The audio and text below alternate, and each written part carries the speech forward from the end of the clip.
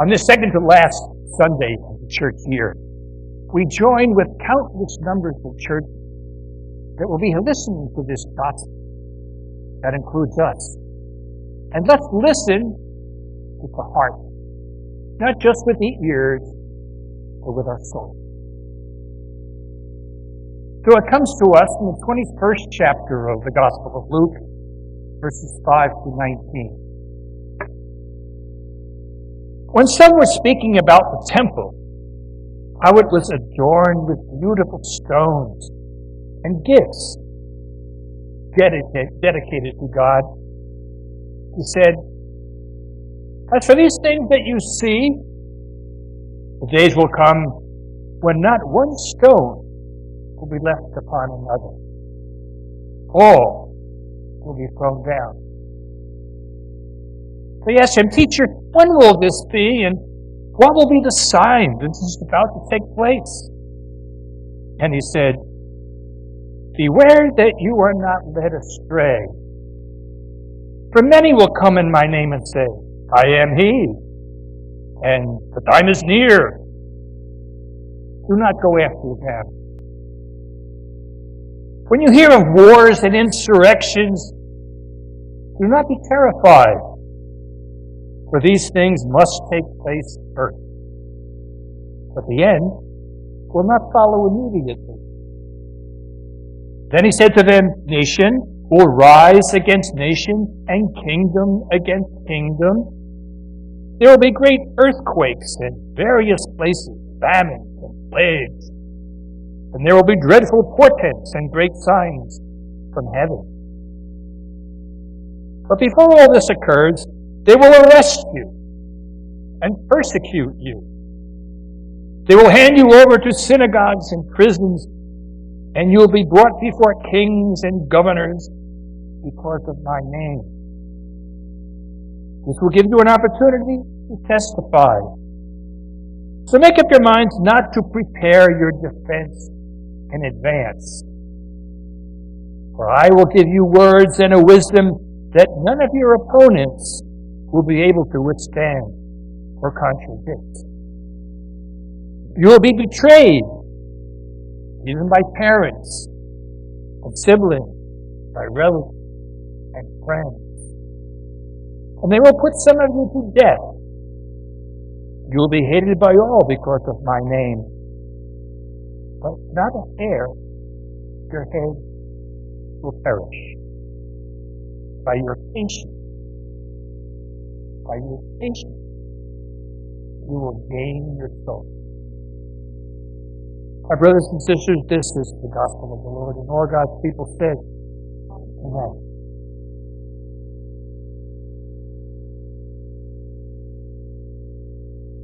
Thank you for listening.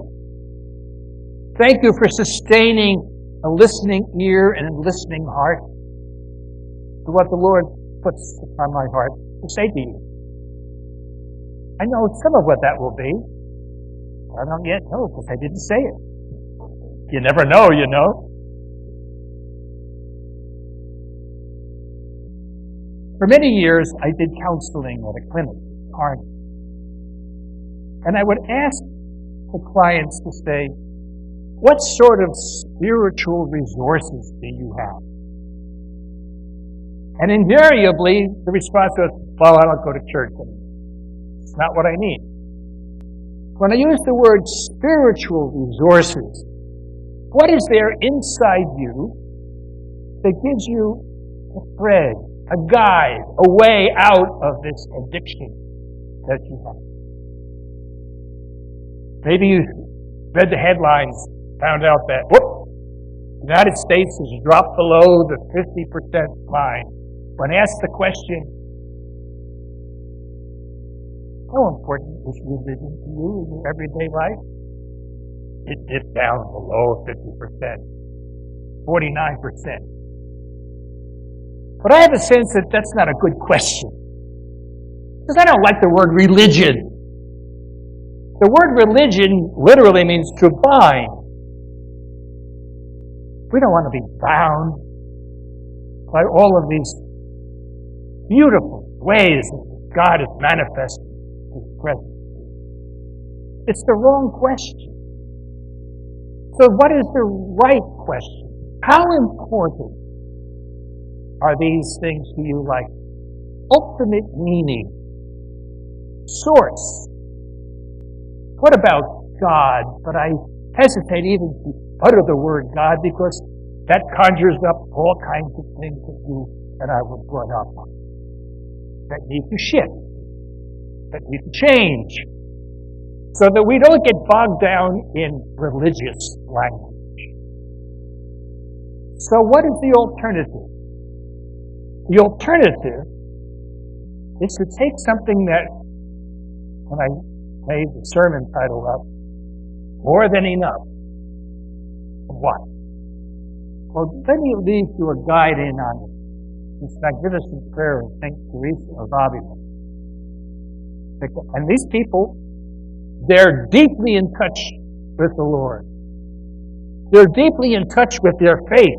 They're deeply in touch with the connection that they have with God at the base of their soul. And she prays, let nothing disturb you, nothing frighten you. All things are passing. God is unchanging. Patience gains all. Nothing is lacking to those who have God. God alone is sufficient. God alone is more than enough. More than enough to let your soul drop into surrender and faith and not to be turned away because you're afraid. Now, one of the tools that Gina and I used to use, and still use in a way, in counseling was 5 basic feelings. Just shout out, what do you think of some of the basic things? Anybody? What was that? Love is basic, yeah. Joy, happiness, joy. Now there's some negative ones. What are some of the negative experiences that you've had that you would tag these moments? Fear.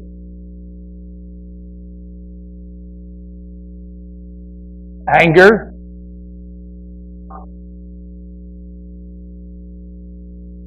Jealousy, yeah. That's the kind of anger, isn't it?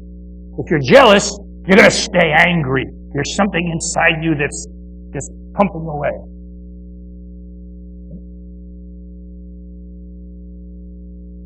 Frustration. What's the more basic word to frustration that can make it simple?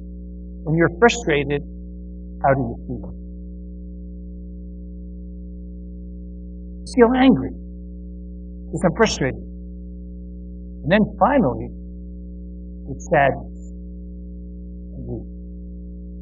Now I maintain, not just I maintain, that the 3 negative ones, fear, anger, sadness, are meant to move out, to relieve, to reveal, I should say, the experiences of love and joy, which are latent. But, here's the but, if there are things in your heart that keep you frightened, that keep you angry, that keep you sad, they need to go as soon as possible to reveal the flower that's underneath of love and joy so that you can experience that. That's the most important value that we have in what we call religion.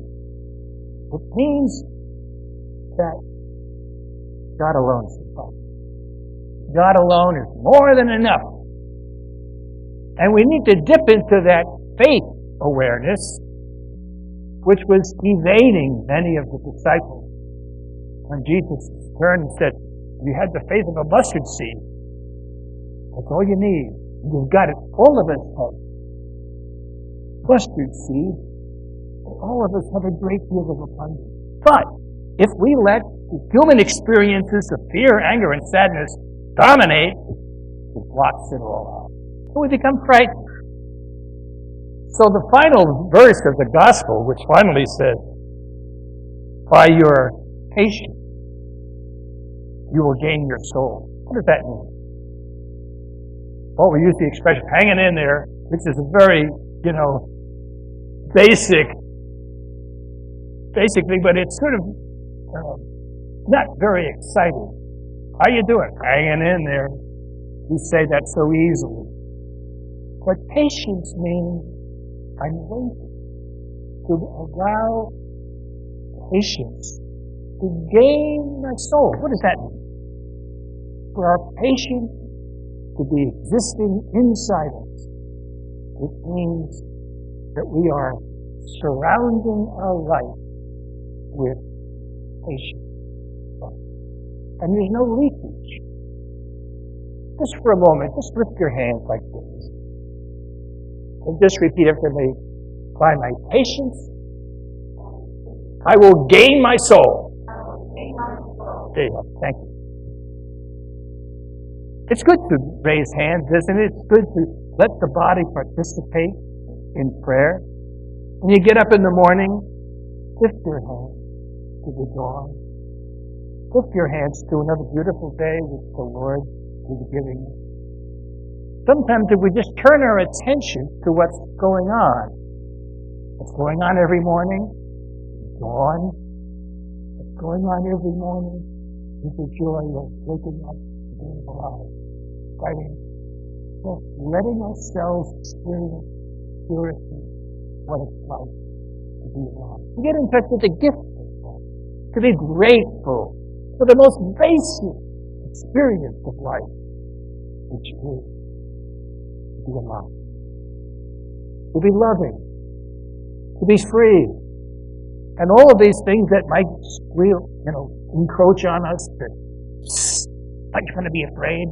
What's going to happen to the world? Not to let that frighten you. Because the fact of the matter is, Jesus says, don't let all of these things really bother you. And they're big things. Betrayal, families, being arrested, suffering. Remember that in the book of Acts, the disciples said, they were found worthy suffering for the name. They were beaten, they were flogged, they were spit upon, they were just disregarded. And that's not what drew their attention, because it would have kept them afraid. How dare them, and all that kind of response. It means that they found joy. Being found worthy suffering for the name. Worthy to suffer. How about that as a phrase? We're worthy. That the Lord has found each of us worthy to manifest to the world around us that we touch with our God, soul. He's more than enough. God is more and more than enough. What happens in our world today is that for some people, Jesus is kind of a mascot. For someone that we look to, kind of the center, kind of on the sideline, like mascots are usually on the sideline. Don't have your God that you believe in be on the side. Let him be front, center. Because that's where the energy of God's spirit and wonderful love. One of the difficulties why people are dropping down on religion is we were often told, we're supposed to believe. We were told by something external, this is what you've got to believe. And finally, some people are saying, says who? And that dropped them down below the finish, the 50-yard line of this way. You don't let what other people say, you've got to do this, you've got to do that. You just have to love. That's all. You just have to love indiscriminate, what's the word I want? Filtering it. Unfiltered love. It's just out there. And it gives you a feeling of kindness.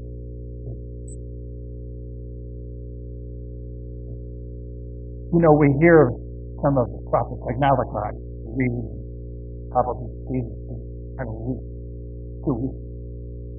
And it's a familiar line that goes like this. But for you, who revere my name, the Son, S-U-N, the Son of Righteousness, shall rise with healing. But we don't listen to the one before that. A couple of verses, the first 2 verses of chapter 4. See, the day is coming, burning like an oven, when all the arrogant and all evildoers will be stubble. The day that comes shall burn them up, says the Lord of hosts, so that it will leave them neither root nor branch. But for you, who revere my name, who cherish my name, who cherish its power, who cherish its force, healing will come on its wings. All of us need to be healed from the lurking fear, anger, sadness that might be like barnacles on the surface of all of our soul. Just let it wash off. Scrub it out so that you don't stay with all of that.